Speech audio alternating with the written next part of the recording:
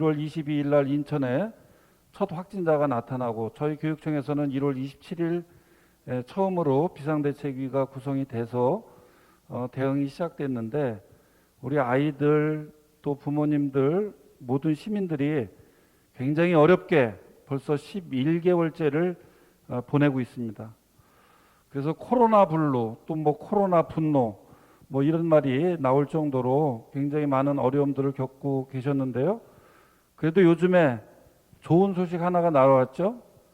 우리 인천고등학교 야구부가 115년 만에 봉황대기에서 우승을 차지했다는 그런 소식이 시원하게 우리 마음을 적셔주는 그런 한 줄기 소식이었던 것 같습니다.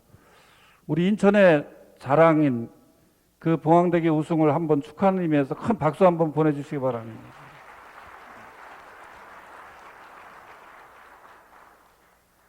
코로나가 처음 그 송도 현대 아울렛 확진자가 다녀갔다고 그래서 학교를 휴업하고 굉장히 긴장했던 그런 시절이 있었습니다. 그때부터 제가 2월부터 한 5월까지 80여 개 학교를 방문을 했어요. 3월 2일이면 아이들이 와서 개학을 하고 복도나 교실에 아이들의 웃음소리가 넘쳐야 됨에도 불구하고 제가 다니던 학교는 아주 적막강산이었습니다. 가서 교장 선생님, 교감 선생님, 행정실장 이렇게 세 분을 만나서 개학 준비라든가 또는 방역 물품이 어떻게 준비되어 있나 이런 점검을 하고 또 원격 수업에 대한 준비도 하고 이런 점검을 하면서 한 80여 개 학교를 다녔는데요. 너무나 조용한 이 학교의 모습을 보면서 학교의 주인공은 학생이구나. 그런 것을 아주 절감할 수 있었습니다. 그러면서 우리가 코로나로 인해서 역설적으로 보게 된 것이 아이들은 학교 가고 싶다. 선생님들은 아이들이 보고 싶다. 학부모님들은 학교가 고맙다. 사실 학교를 매일 다니고 정상적으로 운영될 때는 그런 부분에 대해서는 별로 얘기가 없었습니다. 그런데 학교가 멈추고 관계가 단절이 되고 이런 상황 속에서 학교의 고마움, 학교가 얼마나 의미 있고 필요한 것인가 이런 것들을 확인하게 되는 그런 역설적 상황이 벌어지게 됐습니다. 그러면서 4월 9일 날 원격 수업이 시작이 되고 5월 20일 날 등교 수업이 진행이 됐는데요. 우리 인천에서 학교와 교육청에 붙어있던 글귀가 너희가 와야 학교는 봄날이다.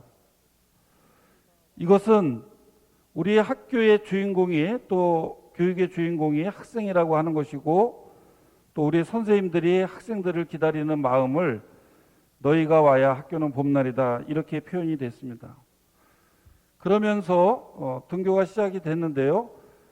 코로나 이전이나 코로나 이후나 우리들한테 똑같이 중요한 가치는 무엇이었을까 이런 것들을 생각해 보는 계기가 됐는데 그것은 다름 아닌 공동체성과 시민성이었습니다.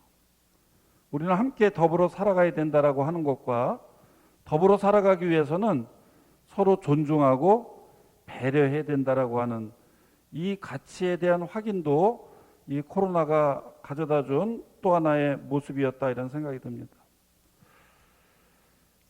코로나 이후 우리 인천 교육을 어떻게 할 것인가 살펴보기 전에 작년까지 1년 반 동안 인천 교육이 어떤 준비를 하고 있었는가 이런 부분들을 먼저 좀 살펴본 다음에 코로나19 이후에 우리 인천 교육의 미래 이런 부분에 대해서 말씀을 좀 드려보겠습니다. 저는 이번 코로나 극복하는 데서 굉장히 중요한 우리 교육적 준비는 무상교육의 실현이었다고 봅니다. 정말 기업하시는 분들, 장사하시는 분들 굉장히 어려움을 많이 겪고 있었는데 무상교육이 실현이 안 됐었다면 이 코로나 국면에서 얼마나 더 힘들었을까. 그래도 금년에 고2까지 무상급식, 또 무상교복, 무상교육, 그리고 12월 달부터는 1학년까지 완전한 무상교육이 이루어지게 됩니다. 학기 초에 수업을 못하기 때문에 등록금을 돌려달라. 대학에서도 그런 요구가 있었고 지역에서도 그런 요구가 있었습니다.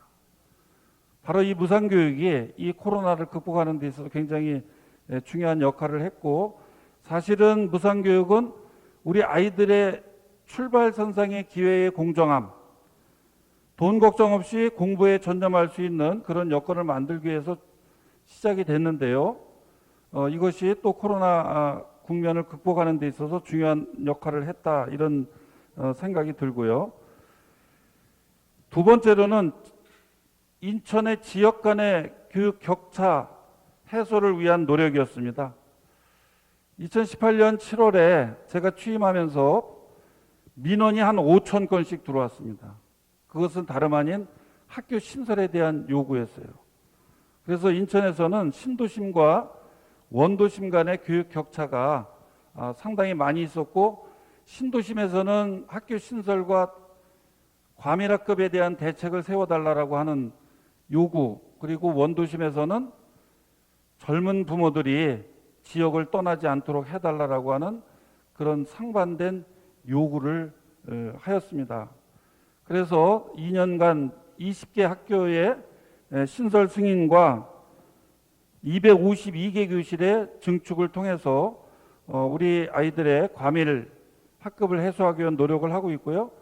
지금도 과밀 학급이 예상되는 그런 학교에 대해서는 지도를 제작해서 선제적으로 대응하기 위한 준비를 하고 있습니다.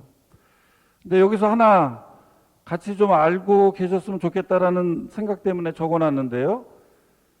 이 학교가 신설되려면 신설 요건이 있는데요. 분양 공고가 반드시 나야 되는데 3,000세대 이상이어야 됩니다. 그리고 24학급 이상, 학생 수 800명 이상입니다. 요거는 교육부에서 정한 기준이고요. 저희 인천교육청에서 독자적으로 학교 설립을 할 수가 없습니다. 기부 체납 받는 거에 대해서는 300원 미만은 받을 수가 있어요. 그러나 우리 아직까지는 지역교육청에서 학교 신설을 마음대로 할 수는 없는 이런 상황이기 때문에 그 학교 신설 요건에 대해서 좀 알고 계시는 것이 좋을 것 같아서 말씀을 드렸습니다. 그리고 교육균형 발전 대상교를 109개교, 어려운 지역에 있는 학교들이죠. 또 동구나 옹진과 같이 교육경비 보조금을 받을 수 없는 지역, 이런 학교들에 대해서는 별도로 매년 24억 5천만 원씩 지원을 하고 있고요. 동구하고 옹진은 우리 시장님하고 함께 10억을 모아서 동구는 6억, 옹진은 4억 이렇게 별도의 지원을 하고 있습니다. 세 번째로는 지역사회와 소통협력을 강화했습니다. 교육감 간사를 시민에게 환원을 했는데요. 청소년 복합문화공간 단오리를 개관해서 지금 아이들이 잘 활용을 하고 있습니다. 여기 계신 인천의 지도자분들도 그 단오리의 강사로 좀 등록을 해주시면 우리 아이들에게 좋은 지혜 나눔을 할 수 있는 기회가 있습니다. 그리고 시장님과 함께 교육특별시 공동선언을 2018년 9월에 하면서 그것을 근거로 해서 무상교육이라든가 교육특별시를 만들기 위한 여러 가지 교육 지원 사업들에 대한 협력이 이루어지기 시작을 했고요. 또 군구청과 교육혁신기구를 확대하는 그런 MOU를 하고 또 우리 학교 시설을 개방하기 위한 그런 협약도 맺었고요. 또 코로나 상황에서는 코로나19의 신속 대응, 우리 교육청과 구청, 보건소가 신속하게 선별진료소를 설치하고 검사하고 또 자가격리된 학생들에 대해서 함께 협력해서 격리를 잘 할 수 있도록 하는 그런 지원 대책을 함께 마련을 했습니다. 다른 지역보다도 제가 우리 인천 지역이 이 지자체와 교육청과의 협력 사업들이 굉장히 원활하게 잘 되고 있다는 것을 확인을 했습니다. 그 다음에 네 번째는 혁신 미래교육의 기반을 구축을 했습니다. 저희들이 학교 변화를 가져오기 위해서 행복배움학교라고 하는 혁신학교를 만들어서 확대하는 그런 사업들을 진행했는데요. 금년까지 90개 교가 운영이 됐고 내년에는 107개로 확대가 됩니다. 이 행복배움학교는 미래 교육의 기반을 만드는 그런 학교이고요. 이제 미래 교육을 얘기할 때 동아시아 시민교육과 접목해서 내용을 변화시키기 위한 그런 준비를 하고 있고요. 자치와 건건의 시대를 맞아서 인천만의 교육과정이 있냐 이렇게 물으면 그 전에 우리 대답하기 어려운 그런 상황이었습니다. 바로 그런 질문에 대답하기 위해서 인천형 교육과정을 만들었는데 네 가지였습니다. 동아시아 시민교육, 문화예술교육, 마을연계교육, 개별 맞춤형 교육 이렇게 4대 중점 사업들을 우리 인천만의 교육과정으로 만들어야 되겠다 해서 총론과 강론을 개발하고 있고요. 또 이제는 학교만이 배움터가 아니라 지역도 우리 아이들에게 똑같은 배움터이다. 그래서 학교와 마을이 협력해서 성장하는 마을교육 공동체 지금은 7개 구청이 함께 이 교육혁신지구를 운영하고 있습니다. 그리고 책 읽는 도시 인천을 만들어야 되겠다. 저는 도시경제개혁의 가장 핵심은 인재양성이라고 생각합니다. 우리 인천이 이제 성장의 기회를 맞이하는 굉장히 좋은 그런 상황에 놓여 있는데 이 바탕에 책 읽는 도시를 만드는 것이 질적으로 높아지는 그런 인천이 될 수 있지 않을까 그렇게 생각을 하고 있고요. 그래서 우리 입학하는 초등학교 1학년 학생들에게 그림책 2권을 주면서 책과 친해질 수 있는 그런 계기를 만드는 책날개 입학식을 금년부터 시작을 하고요. 내년에도 계속 이어질 것입니다. 그리고 중장년층의 북리스타트 운동 이것이 좀 전개됐으면 좋겠다 이런 생각인데요. 여기 계신 우리 지도자분들께서 정말 141 독서 동아리처럼 기관도 독서 동아리를 하나씩 전부 만들어서 함께 인천 전체가 책 읽는 그런 도시로 나가면 정말 인천이 질적으로 성장하는 좋은 계기가 되지 않을까 해서 제안을 드립니다. 그리고 우리 학교가 건물을 보면 이게 교도소인지 학교인지 알 수가 없다. 그런 얘기들이 많이 있었어요. 그리고 교실도 너무나 효율적인 그런 교실이었었는데 우리 미래교실을 한꺼번에 다 고칠 수는 없지만 연차적으로라도 새로운 공간 구성을 해보자 해가지고 미래교실 혁신사업을 했고요.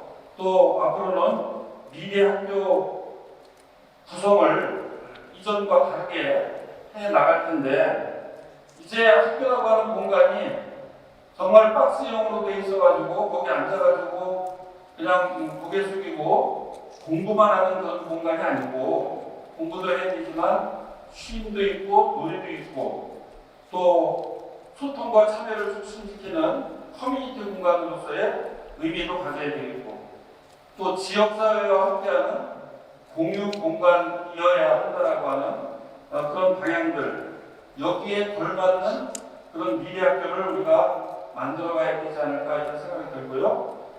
근데 지금 화면에 보면은 해원중학교 이건 2022년에 완공이 되는데요. 이 학교에 대해서는 특별히 저희들이 미래학교는 이렇게 해야 된다라고 하는 생각을 가지고 만들려고 하는 그런 학교입니다. 나중에 기회가 되면 우리 지도자분들 모시고 이전과 이후의 학교는 어떻게 달라져야 됩니까? 기재부가 애들이 줄어드는데 왜 돈이 필요하냐? 초중등 교육비를 한 마디를 터가지고 대학 교육에 투자해야 된다. 이런 얘기를 하고 있습니다. 저는 그 기재부의 논리에 대해서 우리 인천 시민이나 모든 그 학부모들이 아이들이 미래에 적응하기 위한 교육 여건을 만들고 에듀테크 기반의 그런 그린 스마트 스쿨이라든가 이런 거 만들려면 더 많은 돈이 필요한 거예요. 지금 코로나19로 인해서 거리두기를 원칙대로 지키자면 한 학급에 16명 들어가야 됩니다. 지금 우리 24명, 평균이 25명 정도 되죠. 30명 넘는 학교도 있습니다. 우리 수도권에서는 지금 3분의 2 등교를 하고 있지만은 그런 OECD 평균에도 아직 미치지 못하고 있는 그런 학당 학생 수를 16명까지는 안 되더라도 20명 이하로는 줄여야 된다. 그런 노력들을 우리 시민들께서 함께 해주셨으면 감사드리겠고요. 우리 교육에 있어서 가장 중요한 또 축을 차지하고 있는 분들이 바로 선생님들입니다. 그래서 선생님들을 존중하고 수업에 전념할 수 있는 그런 문화를 만들어야 되는데, 제가 2년 전에 그 백령도를 가서 이렇게 보니까 굉장히 노후화된 그런 관사 시설들을 보고, 그리고 덕적도 이런데 강화도 다니면서 2년 동안 약 77억을 들여서 증축과 리모델링을 했고요. 이제 내년에는 제가 1급 관사를 사용하지 않고 우리 청소년들에게 반환을 했는데요. 지난번 국감장에서도 국회 교육위원장께서 이제는 좀 방향을 바꿔야 되는 거 아닌가. 1급 관사 사용은 지양하고 오히려 3급 관사, 선생님들이나 직원들이 쓰는 거기에 대한 지원을 해나가는 방향이 앞으로 맞지 않겠는가, 그런 의견을 말씀하셨는데 저는 그 부분에 대해서 동의를 하고, 그래서 우리 내년에 232세대에 해당하는 그런 분들이 머무는 관사에 생활용품을 지원하기로 이렇게 결정을 했고요. 또 덕적도의 15세대에 대한 관사를 새로 짓도록 하고, 강화도에는 60세대를 내년에 짓기 위한 준비를 시작하고 있습니다. 제 난제 가운데 하나입니다. 서해 5도 지역, 그리고 강화도, 또 최근에는 영종도, 이런 도서 지역에 경력 교사들이 가지 않고 젊은 교사들이 계속 채워져 가고 있어서 이 균형 감각이 떨어지고 또 민원이 많이 생기고 있는데, 어떻게 해서든지 그런 부분들을 완화하고 젊은 선생님들이 적응할 수 있는 그런 환경을 만들어야 되겠다, 이렇게 해서 준비를 하고 있는 것이고요. 저희 교육청에서 몇 가지 이제 어떤 사건 사고에 대한 대응이라든가 학교 시설과 관련된 부분을 미리부터 잘 준비하고 추진하기 위해서 몇 가지 대책반들을 만들었는데요. 학교폭력 대응팀, 이제 학교가 너무나 업무가 많아가지고 그 업무를 교육지원청으로 이관을 했습니다. 그리고 학교행정지원센터, 학교에서 핑퐁되는 업무들이 있어요. 그런 업무들을 바깥으로 빼내서 갈등을 줄이고 수업에 전념할 수 있는 환경을 만들어야 되겠다. 그래서 학교행정지원센터를 별도로 만들어서 그 업무를 바깥으로 이관시키는 그런 작업을 하고 있고요.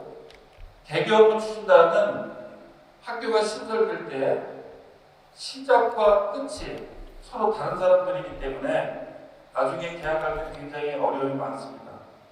또 아이들은 왔는데 안전시설이라든가 또 CCTV, 또 교통안전, 이런 부분들에 대해서 최소한 6개월 이전부터 준비를 해야 되는데, 계약하고 나서 아이들 오는데 그때부터 준비하고 있었어요. 그래서 그런 것들을 바꾸기 위한 대교업무 추진단을 만들었고요. 그래서 우리 경찰청장님 오셨는데, 제가 6개월 전에 그런 교통 안전에 대해서 시설해달라고 지난번에 말씀드렸습니다. 고맙습니다. 그리고 사고가 발생했을 때 사고 현장 원스톱 지원팀, 요거는 지금 코로나 상황에서도 마찬가지로 코로나 확진자가 발생하면 즉각 TF 팀장이 현장에 가서 바로 필요한 부분들을 함께 논의하고 지휘를 하게 됩니다. 이런 것들은 즉각 대응이라고 하는 측면도 있지만 학교 현장에서 벌어지는 여러 가지 업무들을 우리가 바깥으로 빼내서 학교가 선생님들이 수업에 전념하는 그리고 아이들 생활지도에 전념할 수 있는 그런 여건을 만들기 위한 것이고요. 여러 가지 보상, 대상, 책임보험 이런 것을 통해서 선생님들이나 직원이 소신껏 근무할 수 있는 그런 여건들을 만들고 있습니다. 보다 더 중요한 것은 선생님들의 자존감을 어떻게 높여줄 것인가, 이게 더 저는 중요하다고 생각을 하고 있고요.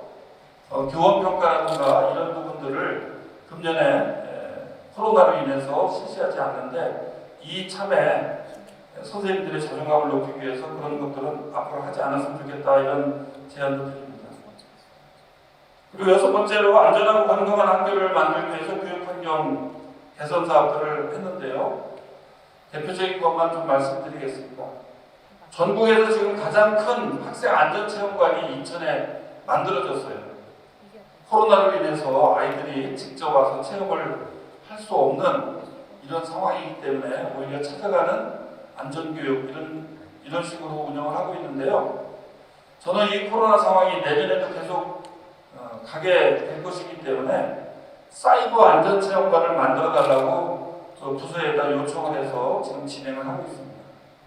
그래서 안전체험관에 있는 내용들을 일단 사이버로 가상체험을 하고, 그리고 코로나 상황이 진정되면 그때 가서 실질적인 체험이 이루어질 수 있도록 해야 되겠다.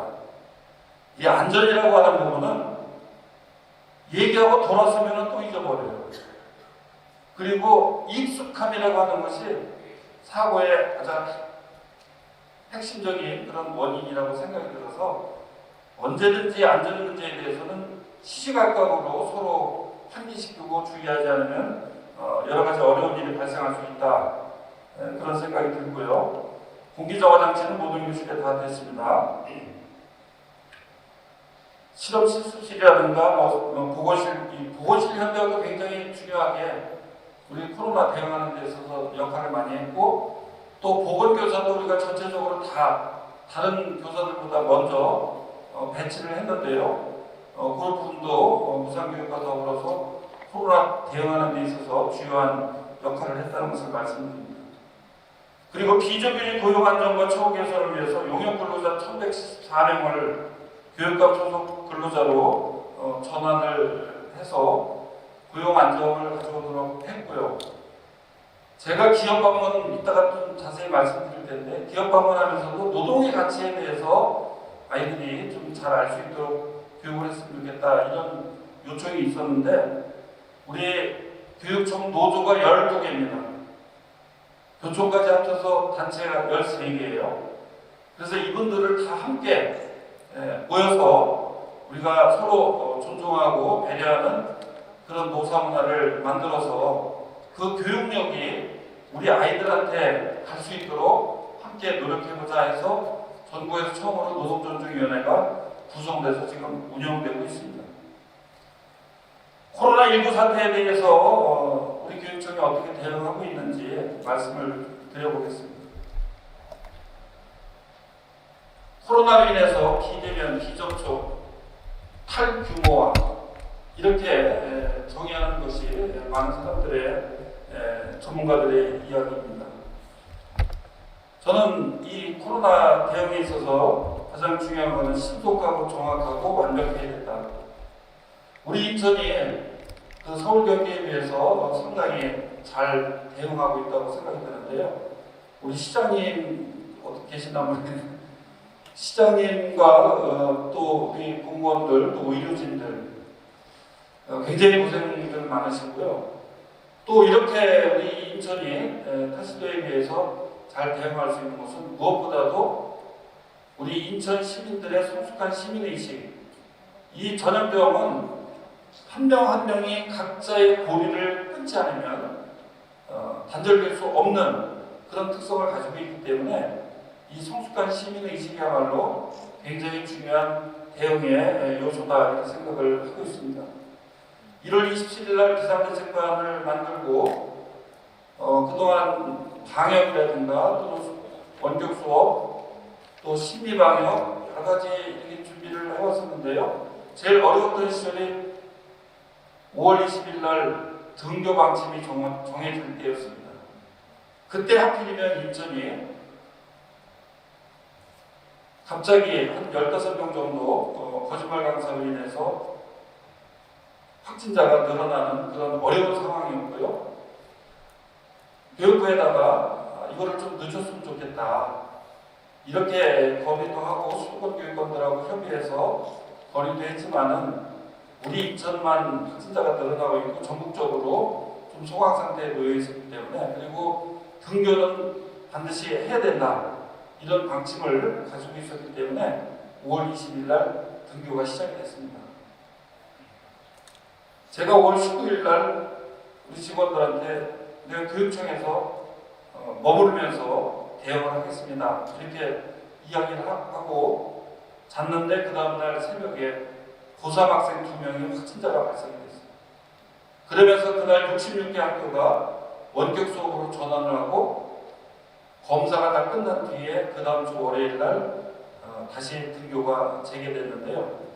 그렇게 해서 시작된 인천의 등교가 40일 걸려서 6월 말까지 그런 그 선별진료소를 설치하면서 확진자가 나오고 원격 수업으로 전환했다 등교했다 이것이 계속 유지되면서 6월 말까지 갔습니다. 7월 1일 날 돼서야 모든 학교에 확진자가 나타나지 않는 그런 상황이 됐고요. 그래서 이 현재 탑다운 방식으로 상황실을 통해서 교육감한테 직보하고 교육감이 다시 지시해서 대책을 강구하는 이런 방식으로 신속하게 진행을 하고 있습니다. 사실은 그 밑에서 우리 직원들이 굉장히 고생이 많죠. 우리 공부방이라든가 또는 타 학교하고 연계된 그런 학생들을 미리 다 파악해서 준비해 놓지 않으면 대응이 늦어지기 때문에 하루에도 150건, 200건씩 계속 상황실로 접수되는 그런 사안들을 분석하고 준비하는 작업들을 지금도 계속 하고 있습니다. 그리고 방역을 위해서 학교마다 2명에서 9명씩 그 방역 인력 보조할 수 있는 분들을 배치를 했고요. 또 방역 물품들을 적시에 그리고 선제적으로 지원을 하면서 방역을 지금 대응을 하고 있고 또 제일 어려운 게 수업이 정해진 형태대로 될 수가 없고 수업 방법, 수업 내용, 수업 형식, 평가 모든 것들이 코로나 이전과는 확연히 다른 그런 상황으로 진행이 되기 때문에 학력 격차에 대한 우려와 걱정이 굉장히 많습니다. 우리가 한 20일 전에 인천 지역 학부모님들 대상으로 해서 원격 수업과 관련된 부분에 대한 설문조사를 해서 지금 분석 중에 있는데요. 약 8만 명이 그 설문조사에 응할 정도로 그렇게 학력 격차에 대한 부분에 관심이 높았고요. 그 분석해서 앞으로 더 완벽한 그런 원격 수업이 진행될 수 있는 그런 대책을 준비하도록 하겠습니다. 그리고 또 맞벌이 하시는 부분들한테 가장 어려웠던 문제는 또 돌봄 문제였어요. 그래서 원래 돌봄이 있었는데 거기에 또 직장으로 인해서 돌보기 어려운 그런 부모님들을 위한 긴급 돌봄이 진행이 됐고 그 돌봄 학생들에게는 원격 수업 도움이라든가 또는 중식 제공 이런 것들이 이루어졌습니다. 또 한편으로는 이런 코로나로 인해서 굉장히 어려운 그런 여건 속에 놓여 있는 그런 분들도 많이 있고 또 아이들이 학교 급식을 제대로 먹을 수가 없는 그런 환경 속에 놓여 있기 때문에 저희들이 부산급식비로 편성된 그런 예산을 활용해서 1학기 때 쌀꾸러미 3kg짜리 10kg죠. 31만 명 학생들한테 제공을 했고 얼마 전에 지금도 진행이 되고 있는데요. 교육재난지원금 조례를 제정해서 10만 원 상당의 그런 재난금을 31만 명 학생들에게 모두 지급하고 있습니다. 또 특별장학금 중고생들한테 2,000명 지원했는데 이거는 시장님께서 재원을 지원하고 저희들이 학생들을 선별해서 지급을 했던 그런 사례입니다. 또 급식 배식원이라든가 방과후 학교 강사들도 아이들을 가르칠 수가 없는 환경이 있었기 때문에 어려워서 저희들이 좀 지원을 하고 있습니다. 자, 지금까지 한 1년 반 정도 그리고 코로나 상황까지 말씀드렸는데요. 이런 상황 속에서 저희들이 아까 행복병학교를 통해서 학교를 혁신하고 미래교육의 모델을 만들어내야 되겠다. 이렇게 해서 추진을 해왔었는데 코로나가 오면서 더 급격하게 미래가 먼저 왔어요. 먼저 미래에 대해서 어떻게 될 거냐. 처음에는 이게 금방 끝나지 않겠냐. 그래서 그런 생각을 가지고 계속 사업을 막 뒤로 밀었죠. 아마 많은 단체나 기관에서도 그랬을 것 같습니다. 그러면서 이것이 2학기 때 가면은 괜찮아지지 않을까. 그러나 세월이 그렇게 흘러가 버리면 나중에는 준비할 시간이 없다. 그래서 제가 교육청에서 머물러 있는 그 시간 동안 제가 막 떠오르는 대로 같이 얘기를 하고 우리 그 연구소 위원들을 불러다 놓고 지금 이러고 그냥 넘어가면 안 되겠다. 우리가 미래에 대해서 어떤 준비를 해야 되는지 빠르게 준비를 하고 제가 학교 다니면서 느꼈던 것도 지금 학교야말로 스타트업의 원천이 돼야 된다. 미래교육이 어디 뜬금없이 갑자기 오는 게 아니고 지금의 이 모순을 해결하기 위한 그런 노력과 창안들이 학교 현장에서, 교실 현장에서 선생님들과 아이들 속에서 그것이 만들어질 때 미래교육이 시작되는 것이다. 그래서 우리 선생님들이 스타트업의 주인공이 되셨으면 좋겠다.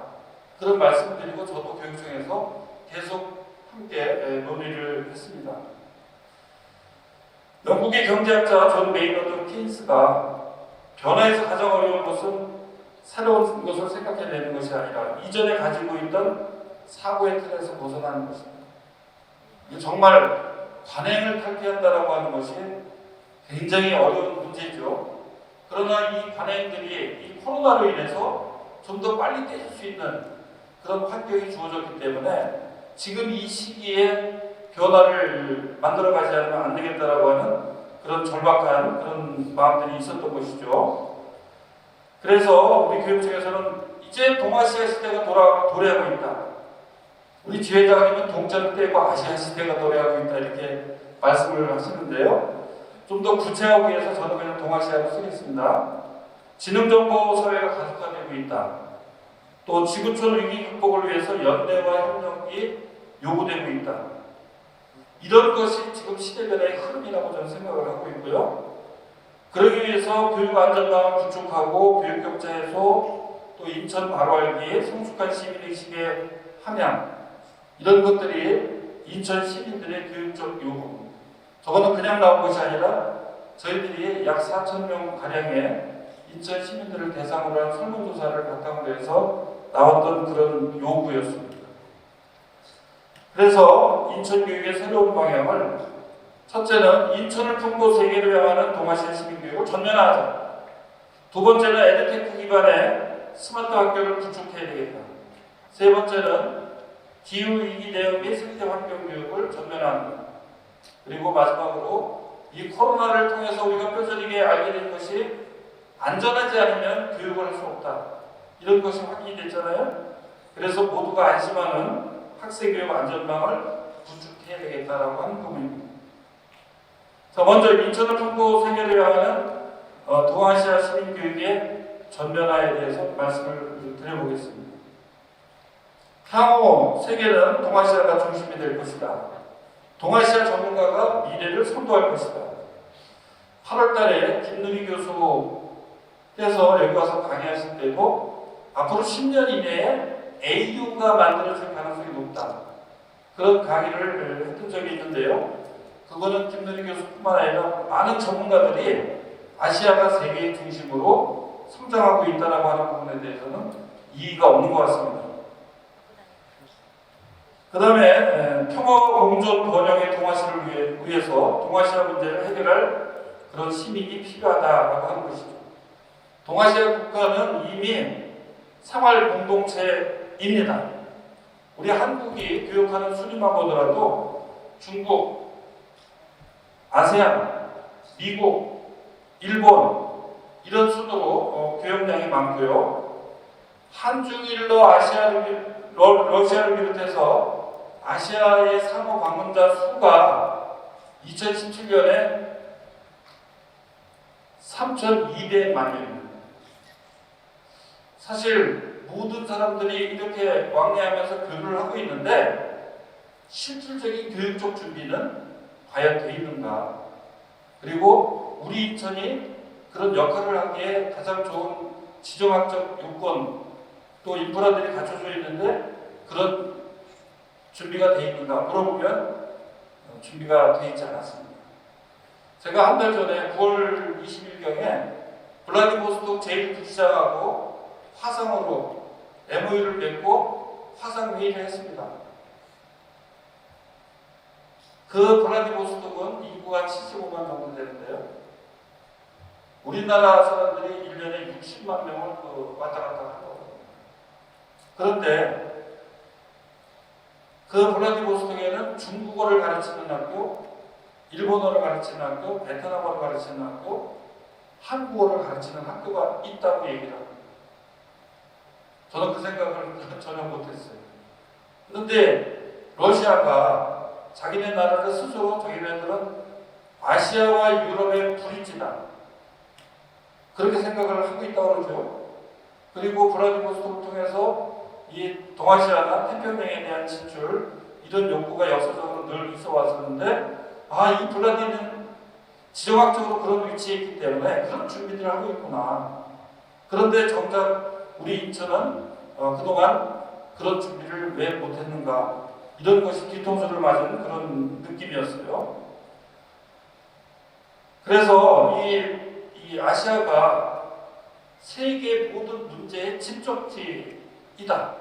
그래서 이 동아시아의 문제를 해결하는 리더가 이제는 세계적인 리더로 성장할 수 있지 않을까 그런 생각을 하고 있고요. 그래서 인천을 품고 세계로라고 이렇게 표현을 했는데요.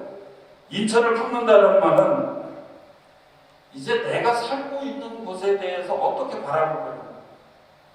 우리나라에서는 사람은 낳으면 서울로 보내고 말은 제주로 보내야 된다. 항상 우리는 내가 살고 있는 곳보다 다른 곳을 지향해서 가야만 서울로 가야 되고 외국으로 유학 가야만 이게 뭐 잘된 것처럼 이렇게 생각을 하고 내가 발딛고 사는 곳에 대해서는 늘 변방 의식을 가지고 있고 또 어떤 때는 굉장히 비하하고 이런 의식을 이제 바꿔야 되지 않는가.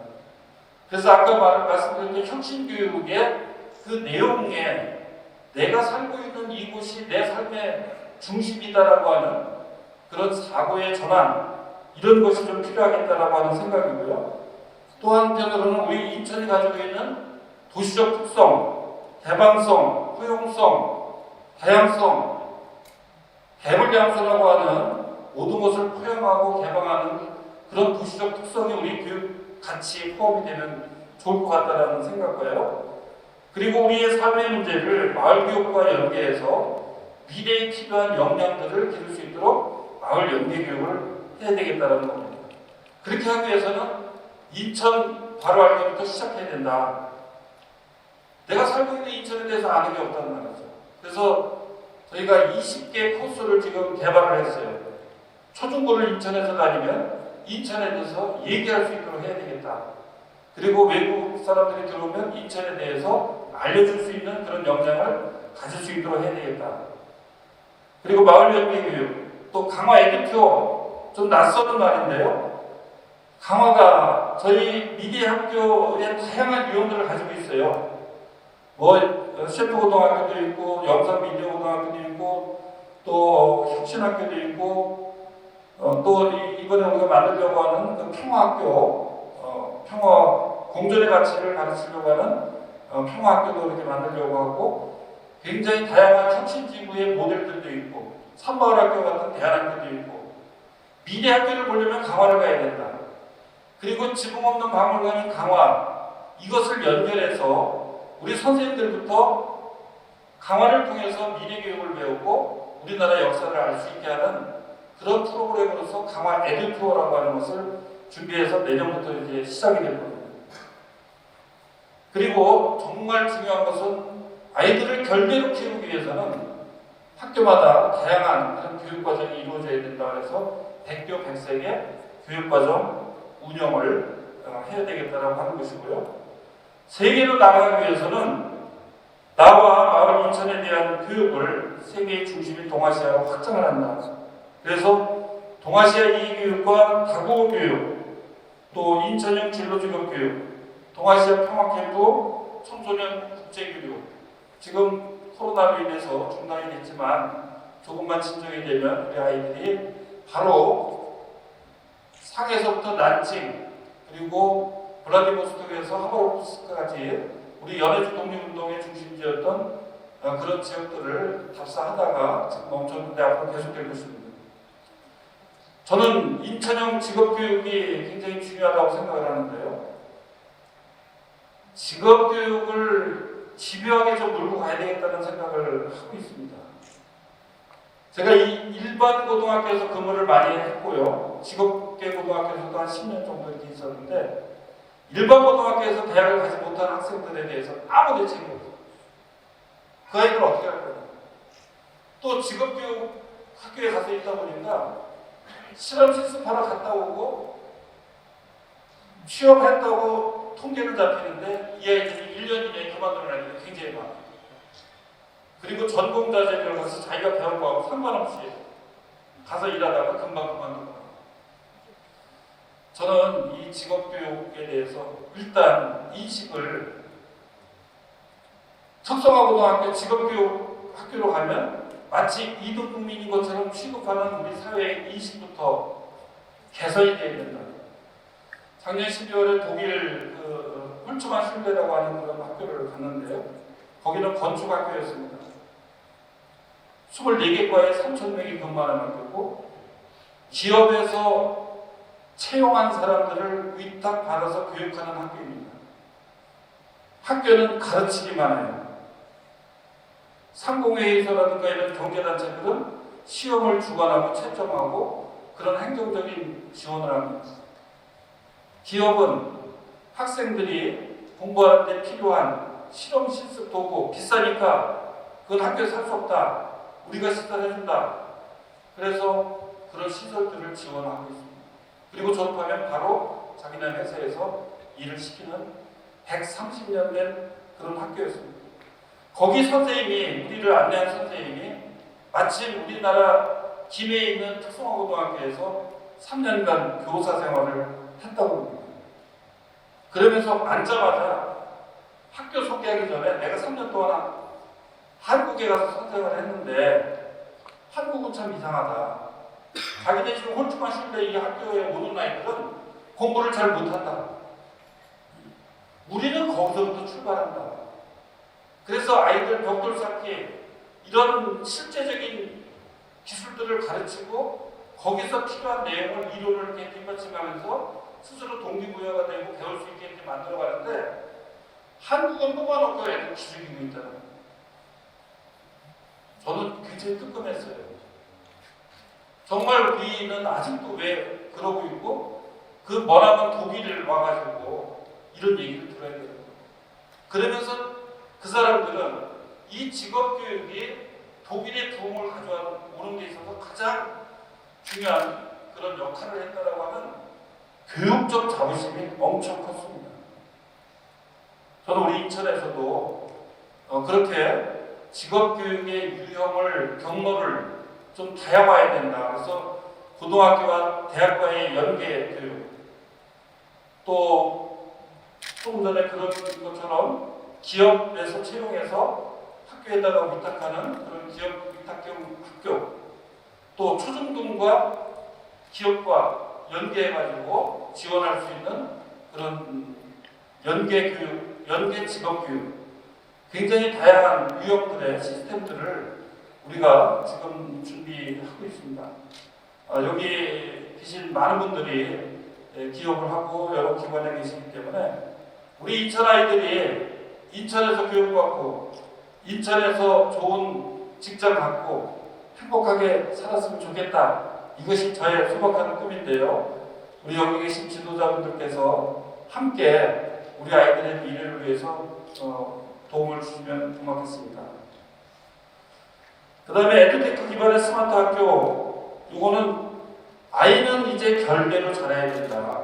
어느 한쪽으로 다 모아가지고 서열화시켜서 한쪽의 기능만 갖게 만들면 안 되고 그 아이가 가지고 있는 그런 어떤 능력이라든가 개성과 잠재 가능성을 살릴 수 있는 그런 방향으로 가야 된다. 저는 코로나 이 상황도 그런 대응 능력을 가질 수 있게 하려면 앞으로 더 많은 그런 혼란들이 생길 텐데 그러기 위해서는 굉장히 다양한 특성들이 필요하고 그것은 바로 우리 얼굴 모습이 다 다른 것처럼 그 아이가 가지고 있는 결대로 자랄 수 있게 하기 위한 그런 교육을 하는 것이 저는 에듀테크 기반의 스마트 학교를 구축하는 가장 중요한 요인이 아닐까. 그래서 학습 개별 학습이라든가 온라인 교육 환경 또 AI 누구는 이제 AI 100만 교사를 만들자 뭐 그런 그 슬로건을 제안하시는 분도 계시는데요.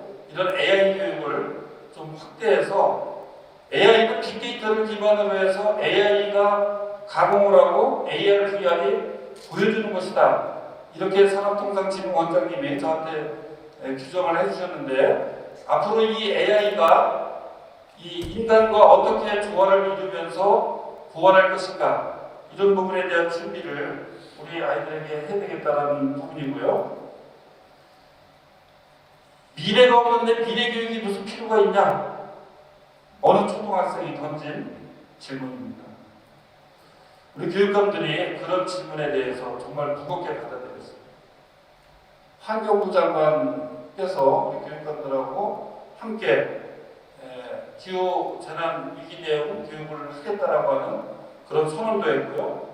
지난주에는 반기문 국가기후 환경회의 위원장님하고 교육감들하고 함께 기후위기 대응에 대한 교육에 대한 간담회를 했는데요.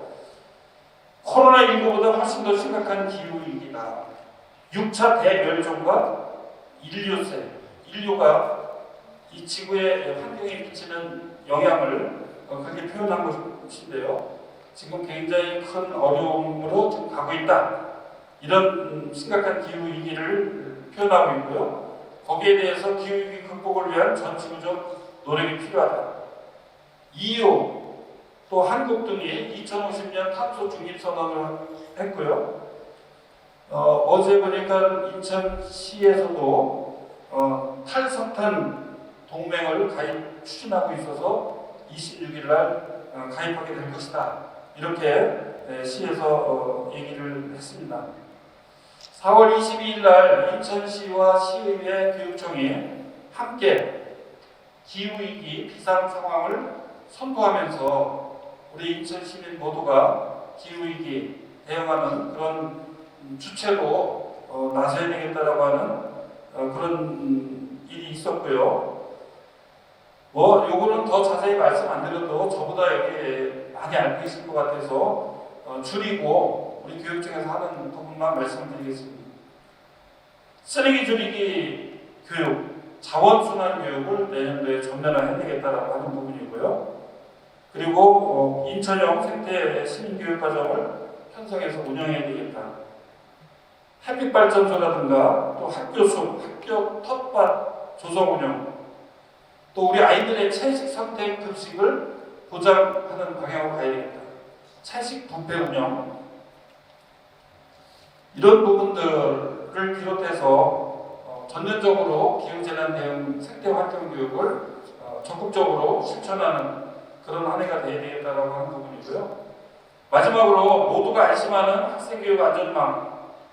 아까 말씀드린 것처럼 교육이라고 하는 것이 어떠한 어려움 속에서도 이어가야 된다라고 하는 그런 절대 명제도 있지만 이번 코로나를 통해서 안전해야만 교육이 이루어질 수 있다. 이 부분도 굉장히 중요한 확인 지점이었고요. 그래서 옛날보다는 경제냐 안전이냐 이것이 계속 거리두기라든가 이런 것을 둘러싼 논쟁 지점이잖아요. 입시냐 건강이냐 이런 것이 계속 맞서오는 그런 과정인데 과거에 비해서 안전의식이 굉장히 높아진 것만은 사실인 것 같습니다. 그래서 교육안전망 이제 무상교육을 넘어서 기초학력 보장을 위한 준비물 지원금이라든가 또는 학생들의 스마트 기기, 통신비 특히 또 이 서예고도 원격 수업하기도 굉장히 어려운 환경이었어요. 그래서 무선 학습 통신망 5메가였던 것을 100메가로 통신망을 확보하고 내년도에는 연평도까지 설치가 될 예정입니다. 또 특성화고 학생들의 자격증 취득비도 지원하고 또 도서지역 통폐합되는 학교 학생들한테는 현재도 이 생활비가 지원이 되고 있습니다. 그 다음에 생활안전망 이 돌봄 문제가 요새 굉장히 뜨거운 화두인데요. 이 돌봄 문제를 지자체와 그리고 돌봄을 담당하고 있는 돌봄 전담사 선생님들하고 함께 논의를 거쳐서 정말 가장 합리적이고 건설적인 그런 대안을 만들기 위한 그런 노력이 진행이 되고 있고요. 특히 이제 감염병 예방 4개년 계획을 수립해서 이 감염병 대책을 좀 더 촘촘하게 만들어야 되겠다. 이번 그 용현초 화재 사건을 통해서 저희들이 각 기관마다 역할들을 했는데요. 그럼에도 불구하고 저희들이 전수조사를 통해서 좀 더 촘촘한 복지 안전망을 갖춰야 되겠다라고 하는 그런 부분들을 지금 확인해서 대책을 수립해서 추진 중에 있다는 것을 말씀드립니다. 저는 그런 부분에 대한 촘촘한 안전망 갖추는 것이 우리 인천이 또 대한민국이 G10에 걸맞는 질적인 성장을 가져오는 데 있어서 굉장히 중요한 지표가 되어야 된다 그렇게 생각을 하고 있습니다. 이제 마지막입니다. 인천이 인구 300만 시대에 접어든 이유는 집값이 싸고 정주 여건이 좋다. 이거 하나하고 높은 대학 진학률 때문이다. 산업연구원의 지민웅 연구위원이 2018년 12월 7일 날 한국은행 인천본부 세미나에서 발표했던 내용의 핵심적인 부분이었습니다. 아직도 인천이 환경이 꿀지다. 그리고 인천이 교육이 안 좋아서 서울로 이사 간다. 이렇게 알고 계신 분들이 계셔서 잠깐만 말씀드리고 제 말을 마치겠습니다. 그거는 과거 얘기고요. 지금은 타 지역에서 인천을 벤치마킹하기 위해서 옵니다. 5개대, 10개대, 20개대 진학률이 10개대만 말씀드리면 2014년에 비해서 지금 2020년에 1000명 가까이 상승을 했습니다. 이거 어마어마한 숫자입니다. 그리고 수능은 인천에서는 그렇게 중요한 기준이 아니에요. 수능으로 가는 학생들은 그렇게 많지 않습니다. 아주 상위권 아니지만 수능 최저 기준을 맞춰야 되는 부분인데 그럼에도 불구하고 수능을 다 보죠. 그런데 그게 또 옛날에 꼴찌했던 적이 있어요. 지금은 중간에 와 있습니다. 그런데 이 사고의 동결, 프로즌 싱크라고 본인이 겪었던 그 시절 얘기만 계속 하고 있어요. 지금의 학부모님들은 그렇게 생각 안 합니다. 그렇게 생각했으면 인천으로 이사 안 왔겠죠. 부산보다 인구가 45만 명이 적은데 우리 학생들이 1,500명 이상 지금 많다는 말이죠. 그걸 보면은 초등학교 학부모님들이 많습니다. 전국적으로 다 줄어요. 그러나 인천은 거기에 비해서 덜 줄고 있는 거죠. 부산은 확 줄고 있는 거고 또 젊은 학부모들이 인천에 오고 있는 거죠. 이제 그런 말들이 우리 인천교육 발전하는데 전혀 도움이 되지 않았다. 아까 우리 선생님들 자존감을 높여달라고 말씀드렸는데요. 정말 우리 선생님들 코로나 상황에서 방역, 수업, 돌봄, 심리방역 아침에 자가진단 깨우는 데서부터 밤늦게 댓글 달기까지 전혀 해보지 않았던 그런 새로운 일들을 많이 하고 계십니다. 우리 선생님들한테, 그리고 여기 교장선생님들 많이 오셨는데 일반고등학교 교장선생님들 많이 오셨어요. 이 상황 속에서도 어떻게 하면 우리 아이들의 미래를 열어줄 것인가, 그런 고민으로 또 노력으로 굉장히 많은 시간들을 보내고 계십니다. 어쨌든 우리 여기 계신 분들이 인천에 가장 리더들이시기 때문에 저희 인천 교육이 앞으로 어떻게 갈 것이고 또 어떻게 가려고 할 때 늘 함께 해주시기를 당부를 드리고요. 아이들이 교육의 중심입니다. 교육의 본질이고 미래 교육의 핵심입니다. 그래서 이제 앞으로 인천이 교육으로 더 빛나는 인천, 또 인재의 천국 인천, 이렇게 함께 만들어 갔으면 좋겠습니다. 긴 시간 동안 경청해 주셔서 감사드립니다. 고맙습니다.